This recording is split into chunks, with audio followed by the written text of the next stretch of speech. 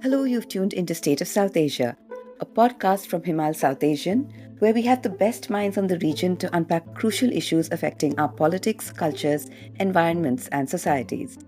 I'm your host, Nantara Narayanan.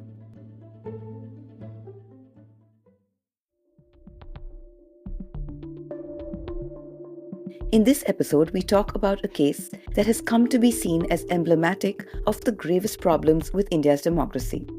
Between June 2018 and October 2020, 16 people were arrested in the Bhima Koregaon case, accused of inciting violence in a riot and of being part of a conspiracy to assassinate the Prime Minister Narendra Modi.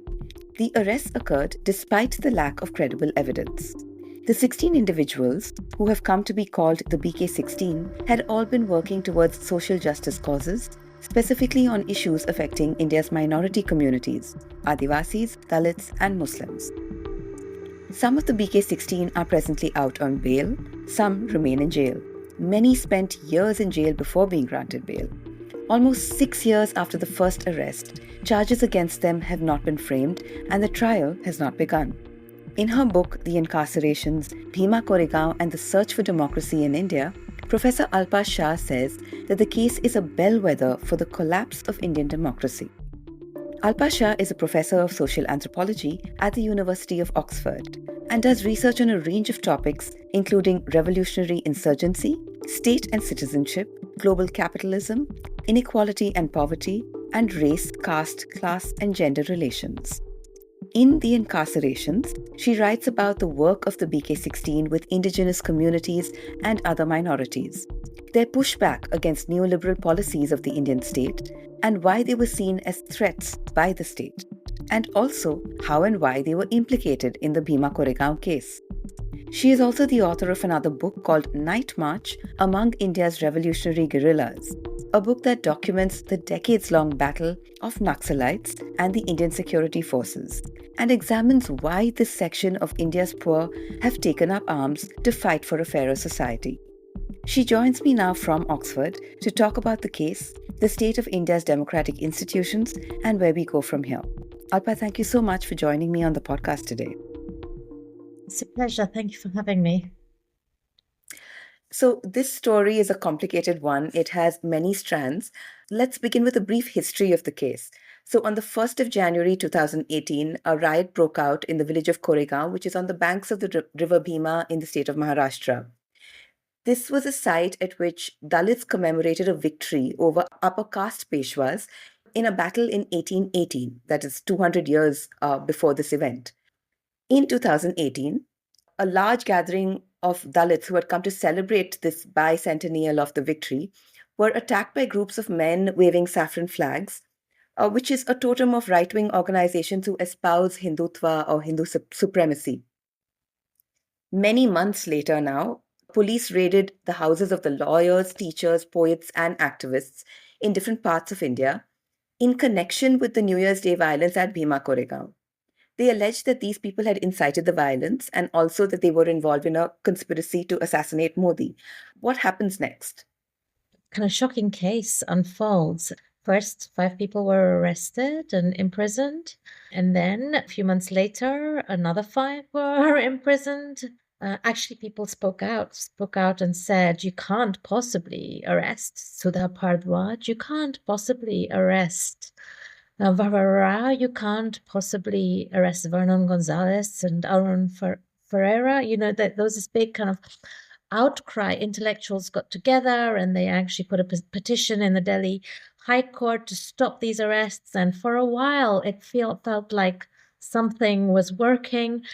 3 judges on a bench met and considered this petition, which was filed by Romila Thapar, one of India's one of the most well-known historians in the world, and others. And they said, and 2 of them said that they should be sent to jail. And one person said, well, dissent is a safety valve of democracy. If dissent isn't allowed, the pressure cooker will burst. And that was a man called Justice Chandrachud, who then became the Chief Justice of India. Yet these 5 went off to prison, were sent to prison, they were incarcerated, and it continued. And over the next couple of years, more and more people were incarcerated, and eventually there were 16 in prison. The last person who was imprisoned was a Jesuit priest by the name of Stan Swami. He was an indigenous rights activist, had devoted his life to fighting for the rights of Adivasis in India.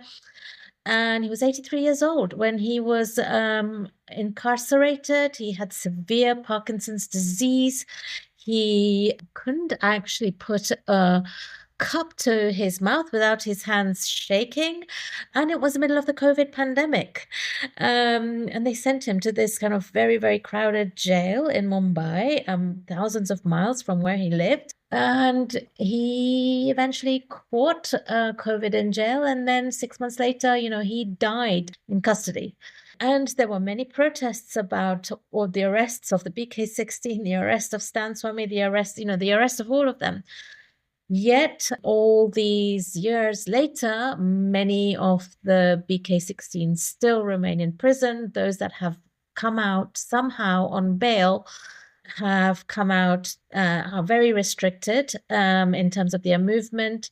And, there is the threat of reincarceration. As you said, the trial has not even begun. And, as you know, it was said that, there were terrorists, that there were Maoist terrorists that had plotted to even assassinate the prime minister.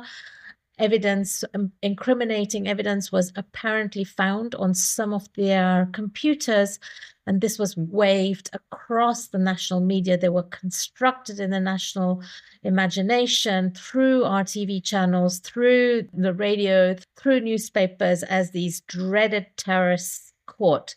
Terrorists who weren't just in the faraway corners of the jungles of India, but terrorists who could be right next door in the cities, could be your neighbor, could be the man in the jola with the jola walking down the street who goes onto the train, anyone. And basically these 16 arrests were arrests of quite fairly well-known intellectuals, activists, poets, lawyers, writers, professors, so it really was a very chilling case, which sent shivers down the spines of everybody. And anyone who was doing the kind of work they were doing, which is a fight for human rights, on the ground in India, was basically warned, be careful or you're next, So it had they were taken from all over the country, from different parts of the country, working on different issues, from different backgrounds, very well-to-do backgrounds, from quite poor backgrounds, men and women, people of all castes, people of all ages, from the 83-year-old to 80-year-olds through to the 30-year-old activists. So it was like this absolutely, it was a case that kind of impacted everybody. Although it was 16 people arrested, it was a message to anyone, everybody, that fall in line, or you could be next. So it was really a very, very shocking case. Yeah, and just to clarify, in your research into the case and other reporting as well, it has been quite well established that none of what was presented as evidence at the time of these arrests actually had any credibility. Is that right? Yeah, right. Well, what happened is, normally courts would look at the evidence, there would be some kind of analysis of what is at stake here. But instead, what happened here was the day after these people were picked up, their computers were taken, the police basically flashed all these letters that they had apparently found on these computers, which incriminated them, which they said incriminated them. And, many of us who saw these letters, including this one particular letter, which allegedly said that, proved that some of them were trying to assassinate the Indian Prime Minister. Many of us who saw these letters thought, well, actually, it doesn't, none of it adds up. It was apparently signed by a Maoist, and those people who have actually done hard, really detailed research, deep research on the Maoists, like I have, written a whole book on this movement based on my anthropological research, know that no Maoist would ever write such a letter in which real names are mentioned, in which, ammunition, the words are given for weapons. Everything is always in this underground movement, very carefully coded. No letters are kept. Everything is burnt. So it's just the most bizarre thing, to see these letters. And there were many people from Caravan, India, some of India's top security analysts who said, journalists who've worked on these issues who said, this doesn't add up, and they started questioning the evidence. And then there were various reports done within India which showed something odd was happening here. Some evidence was presented in certain alignments of the paper, and other evidence was like in a different kind of alignment, and there was some tampering going on. Eventually, the legal defense team got hold of the hard drives that the police had taken, clone copies of the hard drives that the police had taken from some of the BK16, and they sent them to some of the top cyber forensic experts in the world, based in the US, a particular company called Arsenal Consulting. Arsenal Consulting got these devices and they thought, oh, yeah, we'll just have a look at this quickly and, send off our report. 6 months later, they were still looking at these hard drives. And what they found is the most shocking tampering of evidence that they said that one of the most shocking cases they've ever seen. And remember, they're working on things all over the world. And so it turns out, and other cyber forensic experts all over the world have now got interested in this case because it's so shocking, and they can access what is called, the metadata of this case. And different people have started to work on different aspects of this, not because they know anything about the BK16, not because they, have any interest in India, but just because of the nature of the evidence tampering that has gone on. And so, and they have uncovered other issues, which the incarceration kind of lays out in full. And it was not something that I expected to be working on, but it was so chilling. And yeah, there's a large 20,000 word chapter, which is almost like a kind of, I was on the edge of my seat even writing it. And it basically looks at how actually, I don't want to give away the whole story, but it was hackers for hire, who were involved in the implantation of evidence on some of the computers of the BK16, which was used, this evidence which was used to incarcerate them, which is still, it hasn't been looked at by the courts. They're still in, as I said, the several of them are still in prison. So there's a lot about the details of the case, that's been written about out there, including your book. But what I really want to ask you is the case you make in the book about how it is that this is a bellwether of India's kind of democratic backsliding and the problems with our institutions, the decline of our democratic institutions. Now, Stan Swami, the Jesuit priest who died while in prison, he championed the cause of the indigenous communities in Jharkhand where he lived. A lot of Sudha Bharadwaj's work has been to fight for the rights of people living in central India, where this big battle between the security forces and guerrilla Maoists called Naxals has been occurring. This is also an area that is mineral rich and so has the interests of many corporate enterprises that want to mine there. All of this leads to people living in the area being caught between these competing interests and their democratic rights and their human rights being violated. Take us through how all this kind of ties together and how it ties into the BK16 case. Well, as you said, Sudha Bharadwaj, Stan Swami, Mahesh Raut, Surendra Gadling, several of the BK16 were, Shoma Sen too, were working in the central and eastern Indian belts, which are house India's indigenous people, but are also below the land on which the indigenous people live are some of India's richest mineral reserves. There's coal, there's iron ore, there's bauxite, there's more. Since the 1990s, when India liberalized its economy, it welcomed in foreign investment. So multinational and national corporations, mining corporations, have been trying to get into these lands to harvest the resources that lie underneath. There is a problem. The problem is that the indigenous people, the Adivasis, have historically fought for their rights. They fought the colonial powers taking over their land for timber extraction, but also earlier mineral extraction. And they actually won some rights, So many of the lands in Chhattisgarh, Jharkhand, parts of Maharashtra, northern parts of Andhra Pradesh, Telangana, those lands are protected by the India's constitution for its Adivasi people. So a non-Adivasi cannot buy the land of an Adivasi. So there's a problem. How are they going to access these mineral reserves? So in the name of a massive counterinsurgency, since, about 2008, these regions have been the focus of a brutal counterinsurgency operations. They have been surrounded by the Central Reserve Police Forces, the Border Security Forces, and there have been all kinds of battles there. Thousands and thousands of Adivasis have been imprisoned in the jails of Jharkhand and Chhattisgarh as alleged Maoists. Also, many have been displaced, and many have been killed.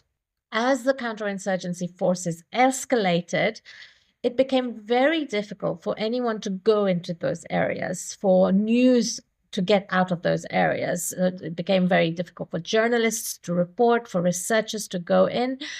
And there were, though, a few brave people who continued to work in those areas. Nevertheless, they went out and they started investigating. Every time the police declared, 40 Maoists killed, they would go out and look at what had actually happened, and they would find very often that, in fact, children had been killed, that, in fact, those people that were killed or incarcerated were no Maoists, they were just ordinary poor indigenous people. And so, and these people were, conducted their fact-finding missions, as they call them in India, and they produced reports, and they started to fight those cases in the law courts. Sudha and Stan, and some of the other BK16, Surendra Gadling, as I mentioned, but also Maheshwar, were at the forefront of these human rights activists who were going into those areas, uncovering these atrocities. So, for example, before he was incarcerated, Stan Swami had taken the Jharkhand state to court, basically saying, why are you holding all of these poor indigenous people in your prisons as alleged Maoists? There's no case going, there's no trial going on, there's no trial, they're just going to languish and die in jail. And of course, they have no legal representation, they cannot afford it. And what is the evidence? So, and all of these people, all of these Adivasis had been incarcerated under these horrible anti-terror laws. So he had actually taken the state to court. He was also raising awareness amongst poor indigenous people of their land rights. And he was very involved in reading the Constitution, thinking about, what aspects of the Constitution can be used to protect land rights. There was this amazing movement called the Pathalgari movement, which happened in parts of Jharkhand, where villagers started to erect these stones, burial stones of the Mundas. But on those stones, they put the rights in the Constitution. They put them on those stones, and there's huge movements which are basically trying to stop various corporations from getting in. In that case, it was like ArcelorMittal was one of the big corporations. But in a northern part of Jharkhand, there was Gautam Adani, who was trying to build a big power plant in Godda, the district of Godda, and Stan Swami was very involved in helping indigenous people there raise a battle to say, you can't just steal our land from us, for this power plant.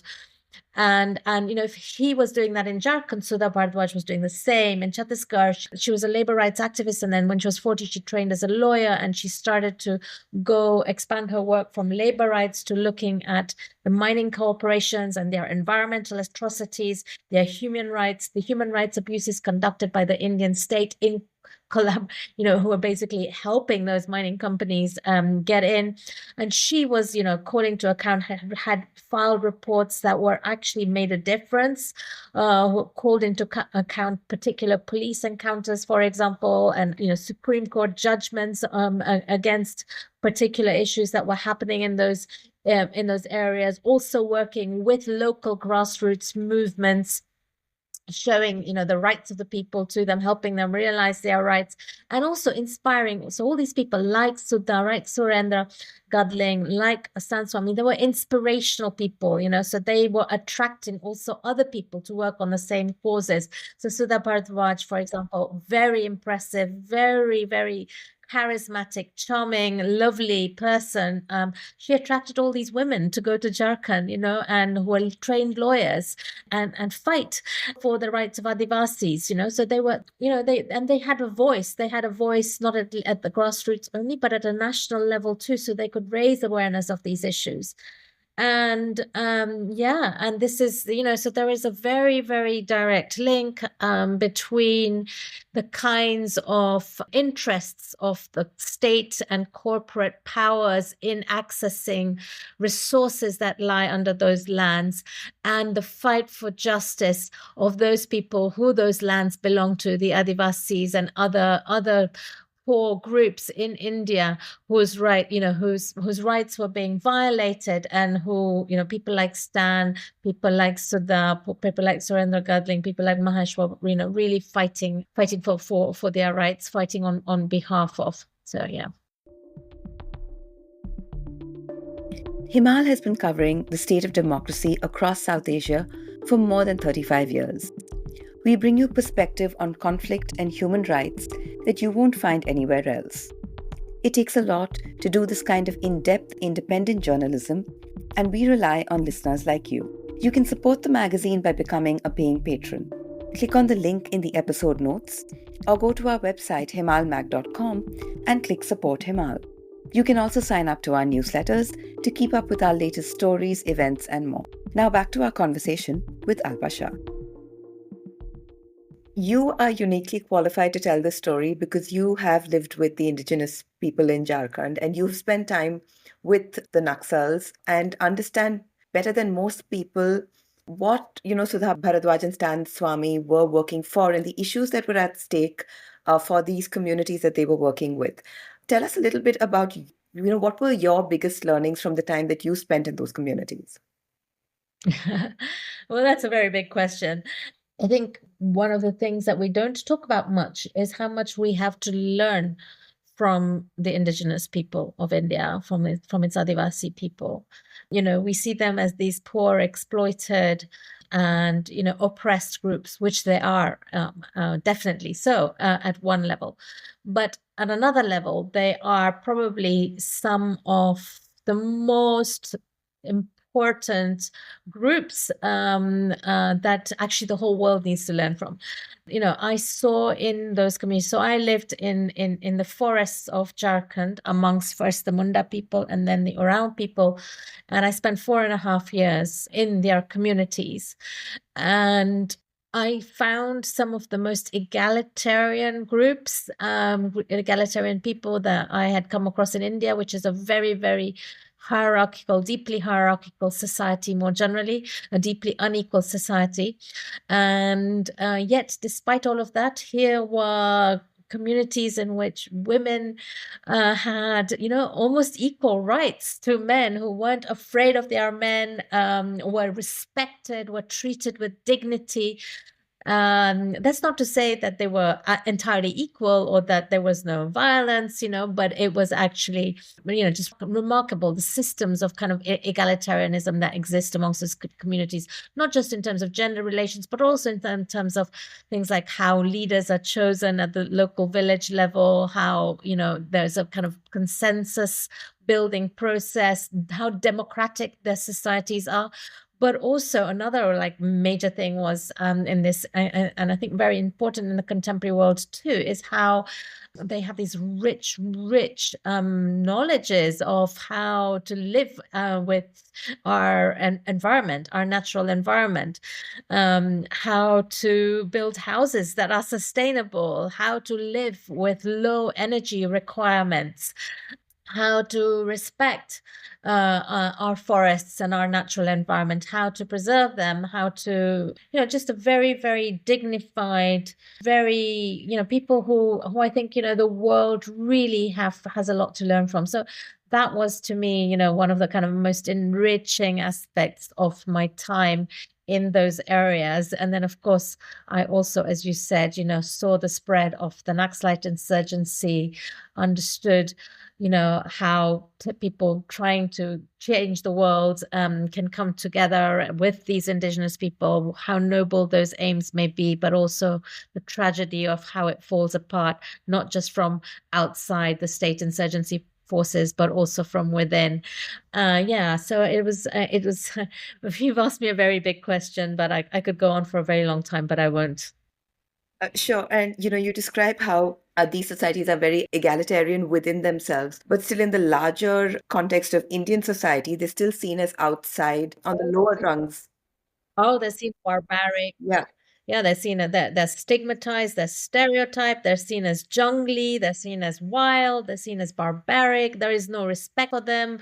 When they go to the cities, they're looked down on, they're, they're spat at, they're not, they're treated in terrible ways. Obviously that's the tragedy of Indian society, that it respects so little the people that should be most valued.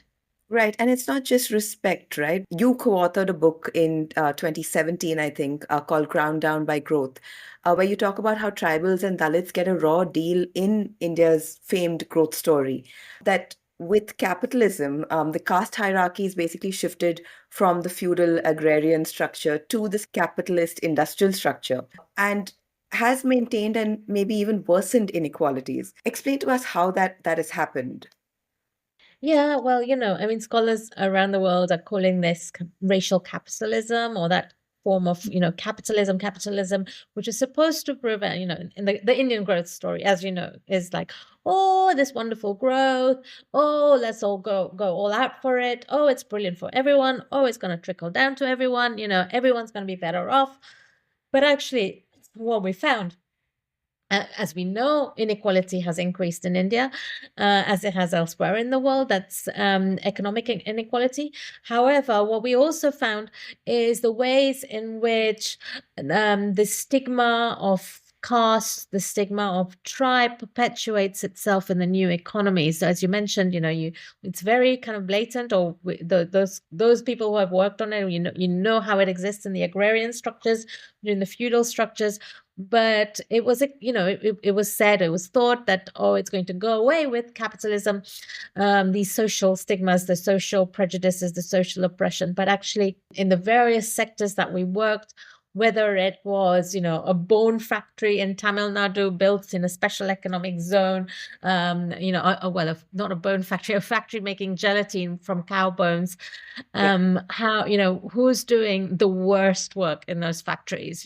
Who's the feudal regime is just transplanted onto the factory regime. So the best jobs are held by those who are the old landlords of the area, who are inevitably a higher caste. And those doing the really, really precarious, really dirty, really dangerous jobs, toxic jobs, polluted, jobs which carry real threat to your bodies, were the Dalits, previously untouchable groups. So you see this, these kind of systems of stigma being perpetuated, whether it is the plantations or whether it is the factories, or, of course, as we've been talking about, the ways in which neoliberal capital is trying to access land and minerals. And this is having a very, very, very detrimental consequence for India's Adivasi people. it's tribal people, but there are also other groups, who live in those areas. So that is really a real tragedy of the ways in which capitalism has spread in India. But it's not just an Indian story. You see, this is a story which I think has great parallels around the world, the ways in which race and gender get kind of, stigmas get entrenched with capitalism. Right. And, these were the range of issues that the BK16 were working on. Now, they were arrested under this Unlawful Activities Prevention Act, or UAPA, a law that was made to prevent terrorism, brought in by the Congress Party when it was in national power. But the use of the UAPA has been finessed and extended by the BJP government under Modi. We saw how GN Sai Baba was arrested under the UAPA in 2014, spent a decade in jail before being acquitted of all charges, and unfortunately passed away a few months after that. And Umar Khalid was charged under the UAPA in relation to the 2020 Delhi riots case and has been in jail for more than 4 years now. What does the way that this law has been used against dissent and the judiciary's response in such cases, again, say about the state of Indian democracy? Yeah, well, one of the things that the BK16 say and many other people say in India is that it is the process which is the punishment.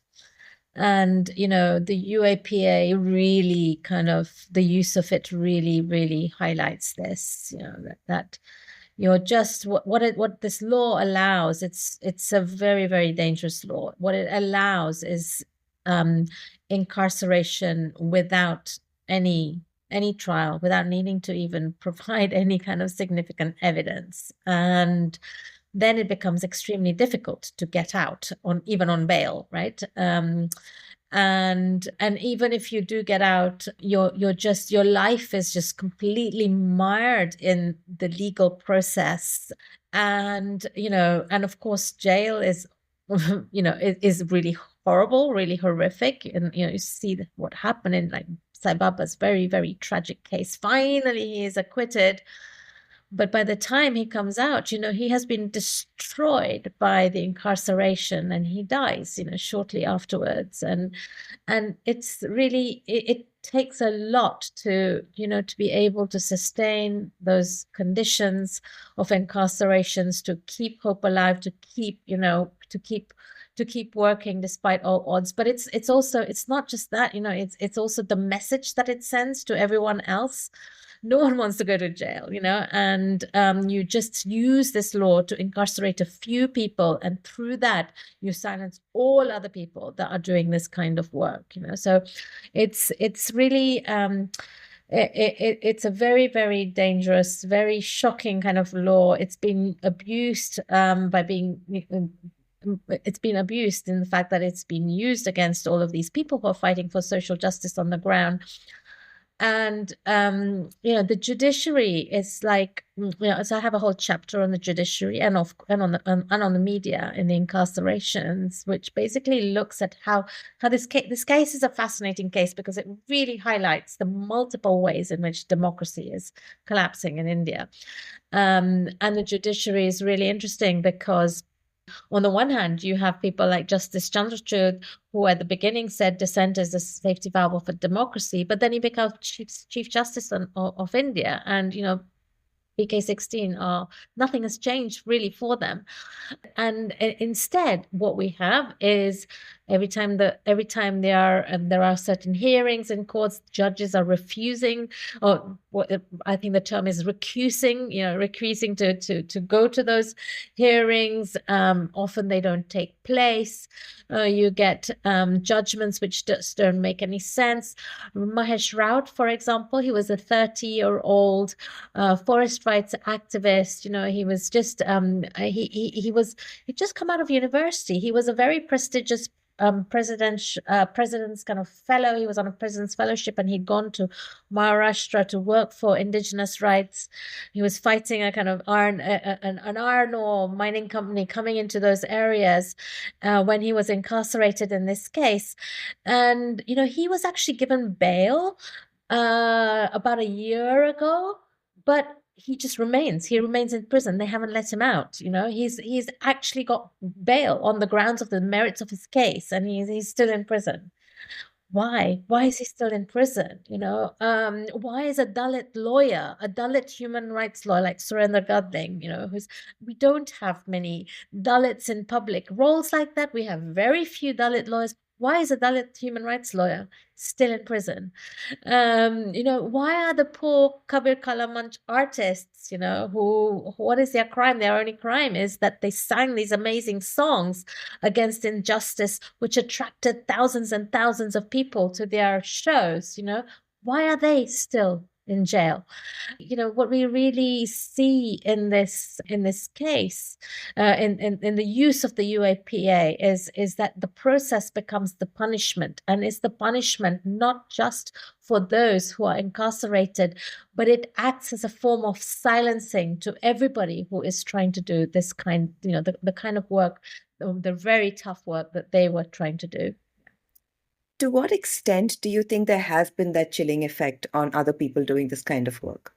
Well, absolutely.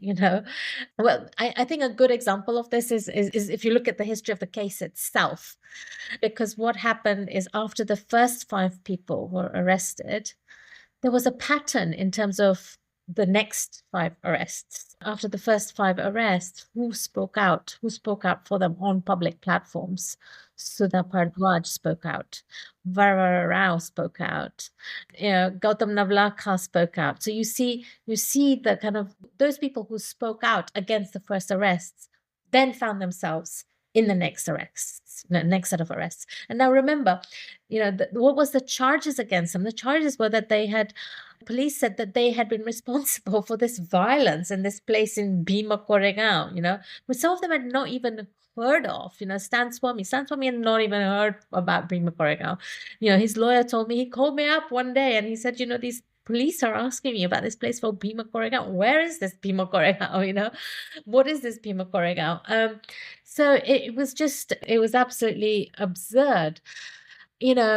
Stan Swami's motto was, and it's a wonderful thing. Just before he went to jail, he filmed this video of himself because he knew what was about to come.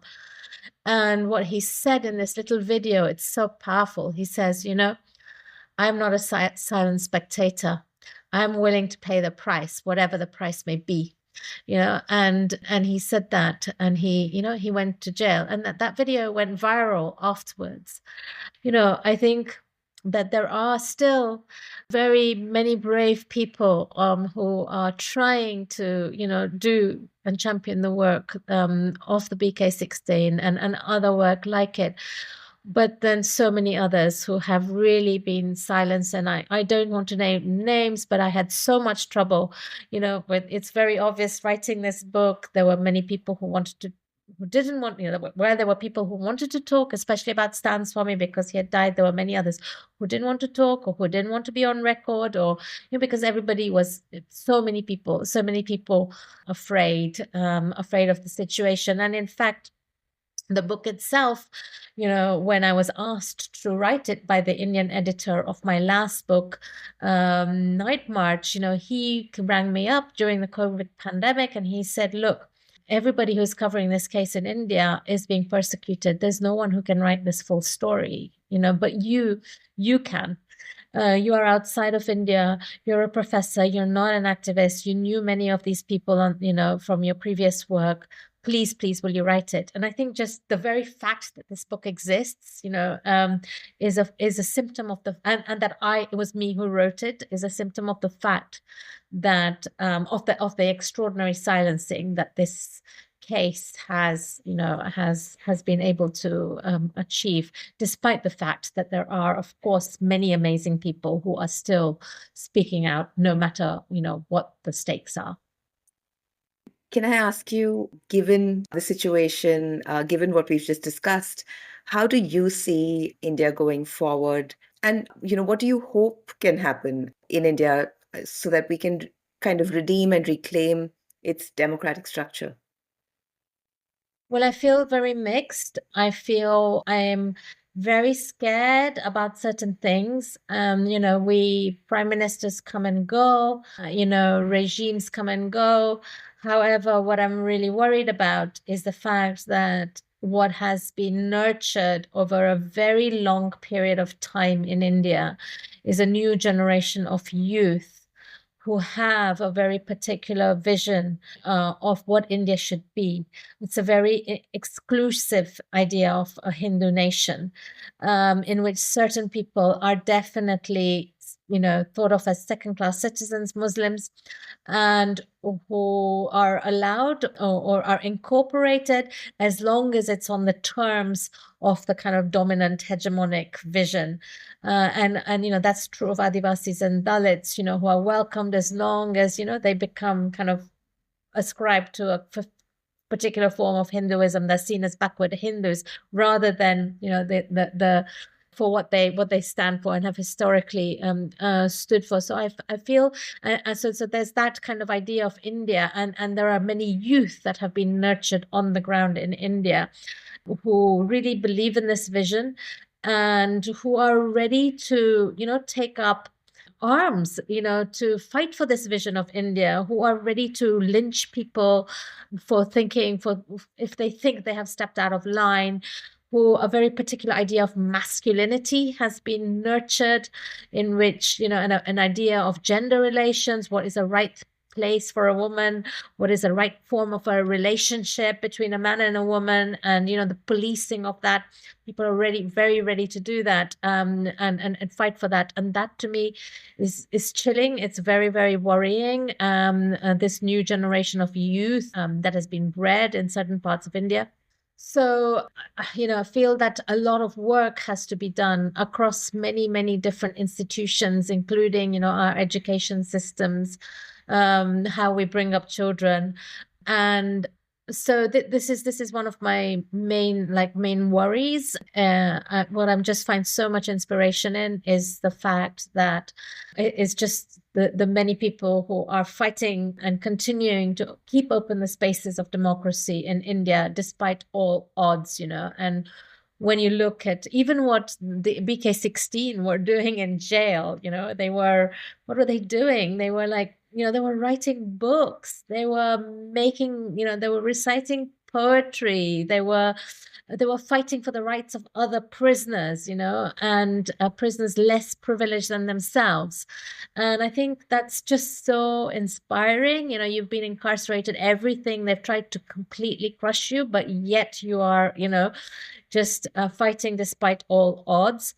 And I think, I really take hope in, the new generations. The fact that you are doing this podcast, the fact that the Times of India has just shortlisted the Incarcerations as one of the author awards, there are still these spaces that are being kept and that are going to be opened up. The fact that, when NDTV get taken over by Gautam Adani, its most prominent journalists, what did they do? They didn't give up. They created their own YouTube channel so that they could keep speaking out and keep doing the work, the important work that needed to be done. That when all the big media houses were taken over, that all of these independent channels, independent newspapers flourished in India, independent websites, and yes, they may not have the resources that they need, and that they may be these small platforms, but they're keeping open those spaces, and those spaces will one day grow again. Alpa, finally, I'd like to ask you for 3 recommendations for our audience to better understand the issues at stake over here. Oh, yes. Well, that's a very difficult question. There's so many inspiring books and videos, films and music in this world. But I think it would be very appropriate for me to highlight to you the writings of the BK16. And if I have to choose 3, I choose 3, not necessarily because they're the best, but I think they represent, maybe because they represent different kinds of things that the BK16 and their fight for justice stands for. So let me recommend to you first Sudha Bhardwaj's From the Fasi Yard, From the Hanging Yard, which was about her time, which is a book that she wrote based on her time with the women prisoners in Yerawada prison when she was in the Fasi Yard, in the hanging yard, and it's just A brilliant book on those women prisoners, on their experiences, on even the fights with them, on their lives between them. And it just carries so much of her spirit, her voice, what she's like as a person, apart from telling us so much about the lives of these women. So I recommend to you that. I also recommend to you a book that came out after Father Stan Swami died, which was put together by his friends, which was a compilation of his writings, which is called I Am Not a Silent Spectator. As I said in the program, that is the video that he made, this video in which his voice went viral, and which gives you a real flavor, of his work, his writings, his thoughts. And there's some beautiful bits in that, including a bit about when he goes to a whole village and has a chat with a father, and about why he's not bringing down the last branch of the mango tree for the mangoes to be eaten by the community, because the birds too need to have some of the mangoes. And there's a very beautiful passage there. I really recommend that. And lastly, let me recommend to you Anand Teltumde's, and the best of his books for me is his analysis of the Kerlanji massacre, which happened in 2006, in which a whole Dalit family was kind of massacred in Maharashtra. And he uses this as a way to really highlight the persistence of caste discrimination in India. And I think the English version of it is actually called the persistence of caste. And it's a very, very beautiful analysis of the persistence of caste in India, the kinds of things that we've been talking about, which include things like Dalit police officers not actually taking up this case in the way they should have. And really, like, it's not a black and white account by all means. It shows the very sophisticated ways through which discrimination and oppression persists in India. Thanks for those recommendations, Alpa. And I'd like to recommend the Incarcerations to our listeners. Go read it if you haven't already. And also keep reading Himal for the politics of dissent and protest movements across South Asia. Professor Alpa Shah, thank you so much for joining me on the podcast today and for this very important and illuminating conversation. Thank you so much. Thanks so much. I really appreciate it too. It was nice to talk to you. That was Alpa Shah on the State of South Asia podcast. Go to our website himalmag.com to read more on the state of democracy and the rising tide of authoritarianism in South Asia. You'll find links to many more stories and much more analysis in the episode notes. Don't forget to tune in to the South Asia Review of Books podcast with Shweta Srikantan next week. Follow the Himal South Asian podcast channel on your podcast app to find all our latest episodes, and you can share, rate, and review them. You can also sign up to our newsletters to keep up with Himal's work. This episode was edited by Ritika Chauhan. We'll be back soon with another in-depth conversation on the next episode of State of South Asia with me, Nayantara Narayanan. Thank you for listening, and see you then.